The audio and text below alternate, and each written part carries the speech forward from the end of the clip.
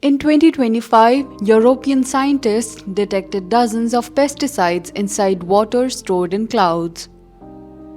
These chemicals, carried by heat and wind, are now touching the skies and getting accumulated in the clouds.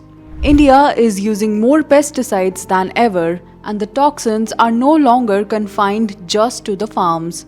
Researchers in India have reported that the same contamination is now being detected here. Eventually, what goes up through vaporization comes down through rain into rivers, soil, and drinking water. The first documented evidence of pesticide-related human toxicity in India surfaced in 1958 when excessive spraying of parathion on wheat crops led to contamination of flour, causing over 100 deaths. Since then, India has grown familiar with increasing pesticide risks.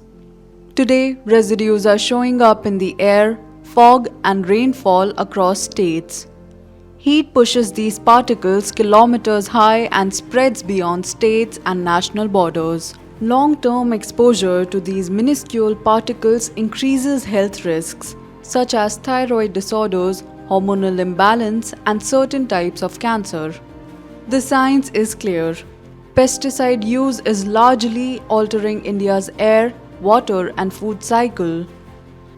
The current scenario is alarming and calls for national-level monitoring of airborne pesticide residues and strict regulation.